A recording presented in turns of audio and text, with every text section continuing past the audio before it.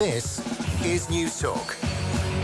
All right, you're very welcome along to Wednesdays Off the Ball. Nathan with you this evening with full live commentary of Portugal against the Republic of Ireland in the World Cup qualification. What a daunting task it is for Stephen Kenny and his side.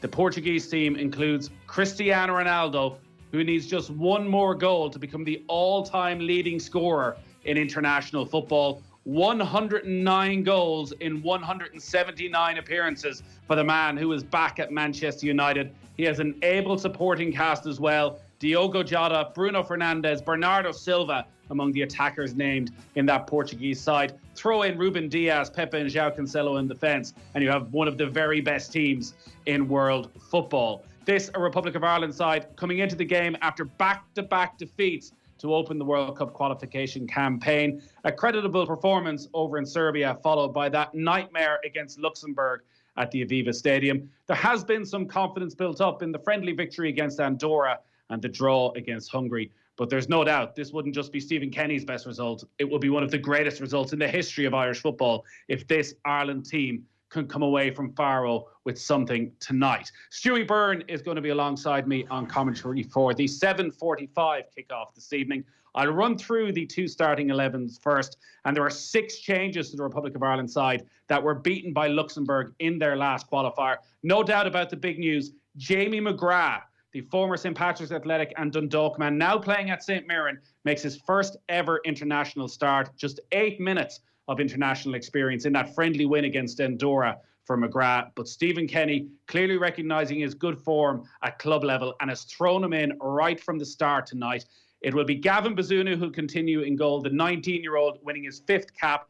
A back 5, I think we'd have to call it, even though there's 3 centre-halves in there. Darragh O'Shea, John Egan and Shane Duffy back in the side, rewarded for his early promise this season at Brighton. The 2 wing-backs will be the captain, Seamus Coleman, and Matt Doherty, who in the absence of Enda Stevens will play at left wing-back. Then in midfield, Josh Cullen, Jeff Hendrick and Jamie McGrath behind a front 2, an inexperienced front 2 again, of Aaron Connolly and Adam Ida. The Portuguese side, well, Rui Patricio's in goal. Their back 4, Cancelo, Pepe, Diaz and Guerrera. In midfield, it's Palhinha, Fernandes and Silva, and Diogo Jota and Rafa Silva, either side of Cristiano Ronaldo. Stewie Byrne is alongside me.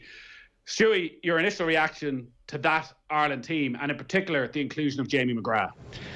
Yeah, well, one is surprised, Nathan, I have to say, but when you sort of allow it to settle in and you scurry to have a look at his stats over the last maybe 18 months or so, maybe we shouldn't be as surprised, because he's been playing football, he's been playing regularly football in the Scottish Premiership, scoring goals and playing extremely well, catching the limelight. And he comes into, he gets his pick tonight, Nathan, purely because he's a player in form, he's fit, he's playing regular first team football. And as we've seen in the past, that's been really key for Ireland is that ability to be able to get 11 players on the pitch that are playing regular football.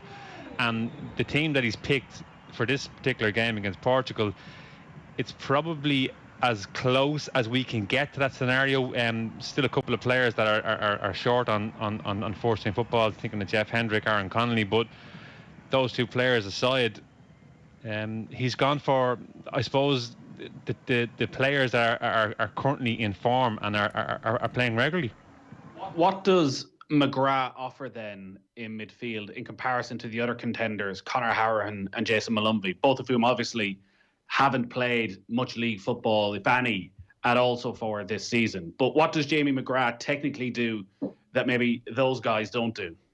I think he gives you ball attention, Nathan. He's quite a clever player, Jamie McGrath. He has that ability to either play centrally midfield, or he's comfortable playing in that inside right, inside left position, or even if it's in an advanced position, either left or right, or even in the hole with his back to the game. So he's clever, he's comfortable with the ball in possession. I think he'll give you that. Plus, Stephen has actually opted to play him in the past in European football in a position where he's kind of been asked to maybe drift either left or right hand side of a central position and sort of pack in that 5-man midfield. So he's got a good understanding of that. He gives you work rate as well. I think that's something that he's probably added to his game in recent years. Physically, his physical conditioning has improved since he's even gone to St Mirren. He looks a lot fitter to me. He would have primarily started out as being maybe a centre forward. Wasn't blessed with pace, but makes up for that with his ability to be able to drop into the hole, into that kind of false number 9 position, back, whether it's with his back to the game or facing the play. He gives you ball retention, and very much that's his strongest point. So I think the fact that he's playing regular football, Nathan, and Stevens probably looked at this and looked at what his options are, and what are the other 2 options? It's Howrahan, it's Malumbi. Malumbi gives you energy, but this is probably not the game maybe to play him. Stevens probably looking at this thinking we have to keep the ball at certain periods during this game, otherwise we are going to be murdered. And I think that's the reason why he's opted maybe to kind of keep Malumbi out of the team. He's a good option to bring on if you need energy in the team and to break up play. Hopefully it'll be a scenario that Ireland maybe are in a positive position come 65, 70 minutes. You can introduce energy with himself and others, and maybe try and dig out a result if possible. But ultimately, when you really look at it, he's gone for players that are playing regular football. I'll throw a statistic at you, Stewie. Quite a frightening statistic. Hit me. Cristiano Ronaldo, 109 international goals. This Irish starting 11, 8 international goals. Half of them have come from Shane Duffy at centre half. Stephen Kenny said in his press conference yesterday that he didn't want Ireland to sit back, that he wanted them to go and express themselves. Considering how the first 2 qualifiers have gone, what can he do? What can he do that Ireland come out of here with a credible result and a credible performance? What he can do, Nathan, is look. The Ronaldo thing is. I get the stats thing, and I know there's been huge hype made out of Ronaldo. Ronaldo's Ronaldo. There's 2 ways you can look at the guy. He's a goal machine. He's had a fantastic career. He's certainly coming to the end of that career. He's 36 years of age. He's human. Maybe go and get a little bit physical on him and see if he likes it or not. But when it comes to us, what do we need to do to get goals? We need to be able to keep the football, for starters. We need to be able to get players into positions to create goals. I think we've done that in some of the games so far. What we've lacked is the finishing. Aaron Connolly has been particularly guilty of that. But I will say one thing about him: he's got a great ability to get chances. He just needs to learn at this level that putting the ball in the back of the net is probably more down to composure and his own decision making than it is anything else. But from a positive point of view, he's getting himself into those positions to go and score goals through sheer energy and will, and he has a knack for getting himself. He likes to kind of play inside in that kind of inside channel, doesn't he? Just off centre, whether it be right or left, and he has a knack from getting himself in between the full back, centre half. So that will be key for Stephen tonight, in the hope that he's not been playing much football, Aaron, but he'll hopefully pick up from where some of his better Irish play has been, where he's kind of I'm just thinking back to some of the maybe the Bulgaria game or others where he could have had a hat-trick in the first half, but the key is that he's creating those opportunities. From an Ireland point of view, Nathan, look, the first half of Stephen Kenny's tenure has been very much interrupted by all sorts of you got COVID, you have trying to blood new players. He keeps going on about the fact that he's blooded 11 new players. He's talking about the June period this year being a very positive one for them. When you think of the Andorra game, the Hungary game, the performance. So this is the next step to that. Everything that has gone on beforehand, I think you can almost nearly scratch off. But it's key now over the next 3 games that we see this Ireland team show us what we hope is coming, and that's this understanding of ball retention, being able to keep the ball for longer periods of the game, and add energy and guile, and hopefully a goal or 2. It is an absolutely massive 6-day spell for Stephen Kenny. We will have all 3 World Cup qualifiers live for you here on Off the Ball. Saturday night against Azerbaijan, next Tuesday night against Serbia. The group as it stands, Republic of Ireland bottom with no points. Portugal top with 7 points. But if you're looking for maybe some confidence or some inspiration, they did go behind in their 3-1 win against Luxembourg. They drew controversially against Serbia, or might remember that was the game where Cristiano Ronaldo went storming down the tunnel at full time for a late disallowed goal in Belgrade. And then they just about scraped to a 1-0 win against Azerbaijan. They are a side that also flattered to deceive somewhat at Euro 2020. A bit of pressure on the man who led them to Euro 2016, Fernando Santos, that there, for all that talent, still a little bit dull to watch, but it is an enormous task for the Republic of Ireland coming up at 7:45. One other bit of news from Faro: more COVID problems for the Republic of Ireland. Shane Long out of tonight's squad. He has tested positive, and we hope that there aren't any more cases over the coming days that can dog Stephen Kenny. You are listening to Off the Ball, full commentary of Portugal against the Republic of Ireland coming your way. It is the news round with Gillette. Put your best face forward with their new and improved razors. Anne-Marie Donlan is back in studio. Good evening, Anne-Marie. Hi, Nathan. How are you? I'm very well. So what's going on? We'll just run through a few things quickly. John Egan, who, as you mentioned, starts tonight, and Denise O'Sullivan were named the FAI Player of the Year today. For the second year running, there was obviously no presentation ceremony, obviously due to the pandemic and with the male players being away. So the winners were announced online. The Young Player of the Year then went to Dara O'Shea, who also starts tonight. Elsewhere, Manchester City goalkeeper Ederson committed his long-term future to the club today. He signed a new deal which will keep him at the Etihad until 2026. The Brazilian said there's nowhere else he'd rather be and that he wants to win the Champions League with the club. I wouldn't say that John Giles is at another level of greatness, but he was just today inducted into the FAI Hall of Fame for the second time. That's how great John Giles is. He's going to be with us tomorrow night as well to reflect on tonight's match. He'll be in studio with us for the first time in about 18 months, so it'll be great to see John. Stewie, did you ever win an FAI award?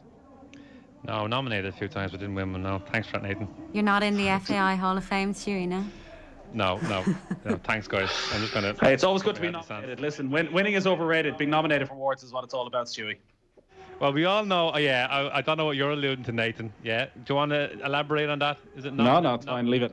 Nominated. Anne-Marie, what else you got?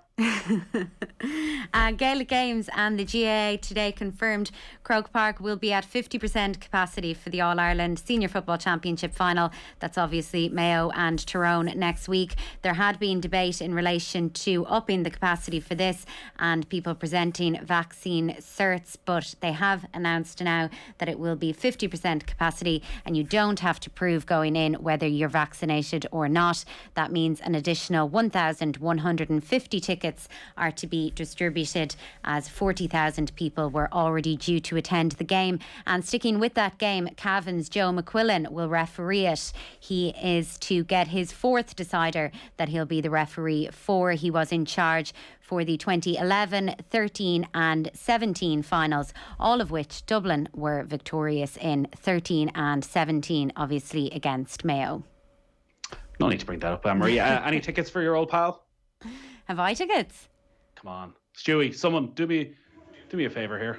Surely you've tickets, all those connections. No tickets yet. No, they're hard to come by. They are hard to come by. There's another 1,150 now. All right, well, send one in my direction. I'm looking at pictures of Ronaldo on the screen here. He's gorgeous. I can't keep my eyes off him. You can understand then why Manchester United were so keen to get him back at 36. Gorgeous he is. I couldn't care about the goals. I am a bit concerned tonight, Anne-Marie. I think myself and Stewie have been commentating on Ireland matches for 2 or 3 years at this stage, Stewie. And I'm not sure we've actually commentated on a win. We might have been Oman, maybe. Stewie, what would you consider a good result? Well, forget a win. Is 2-0 a kind of a win? I think performance is huge. I just keep harping on to this that we see some sort of progression in this attempt to keep the ball. And I think if people see that starting to come through, especially in this game against the likes of Portugal, one of the top teams in the world, if we see that coming to the fore and we're beaten 2-0 or whatever the case may be, I don't think people will be hugely disappointed by that. But by no means is it impossible to get maybe a draw out of this, or very much even sneak one. You know, we've had games in the past. I'm thinking of the Germany game at home where Shane Long actually scored. We were battered in that game and went and snuck at 1-0. So it's not beyond the realms of possibility. But I think performance for me is huge, and how we approach the game. That's what I'm looking for, really. So 7:45 kickoff in Faro, where the sun is shining, a balmy night in Portugal. Good news for Offaly, a county really on the up in Gaelic games, Anne-Marie. Massive news. The County Board Chairman Michael Duignan today described the addition of Tomás O'Shea to their senior football setup as a huge boost. The Kerry defender, who obviously has 5 All-Irelands to his name, has joined John Mahon's backroom team for next season. As we know, Offaly won the Under-20 football championship this year, so they are on the up, as you mentioned. The defending champion Naomi Osaka then got a walkover to reach the 3rd round of the US Open in New York today. That was after Serbia's Olga Danilovic withdrew through illness, while world number 2 in the men's draw, Daniil Medvedev, is currently taking on German Dominik Kupfer. That's just in the first set there. And finally, a little bit of Formula 1 news. Yeah, Formula 1's most experienced ever driver, Kimi Räikkönen, announced just this evening that he is set to retire from the sport. That's at the end of the current season. The Finn, who holds the record for most race starts, won the World Championship back in 2007, and he's currently with the Alfa Romeo team. In a post on social media, he said it's time to enjoy the other things in life. All right, Anne-Marie, great stuff as always. Thank you for that.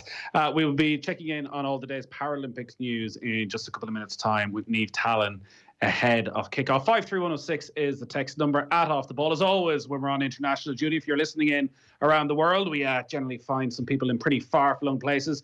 Do give us a text. We'll give you a shout-out if there's a lull in proceedings at some stage, as there sometimes might be in an international match. But as I say, 7:45, it all gets underway. Right now, though, it's time for this. It's the competition giving you life-changing cash. The 25k giveaway on News Talk. Yes, it is the 25k giveaway on News Talk. Your chance to win a life-changing, massive, enormous, whatever way you want to describe it, amount of money. What you do with it, buy yourself a boat, book yourself a once-in-a-lifetime holiday, follow the Republic of Ireland to some World Cup, somewhere down the track. Whatever you do with it, it's completely up to you. 25 grand could be all yours this Friday. All you have to do to enter is answer this question correctly, and we could be calling you back on Friday with the cash. Which Hollywood actor has been touring Ireland playing golf? Is it A, Bill Murray, or B, Jedward?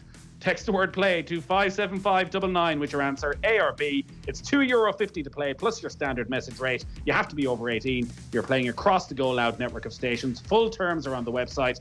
Get your entry in by this Friday at 3 o'clock, and we could well be calling you. You got to answer within 5 rings, and the cash then is yours for your chance to win €25,000. Text play to 57599 with the answer, and the very best of luck. A reminder then of the big news from Faro. From a Republic of Ireland point of view, Jamie McGrath makes his first ever international start.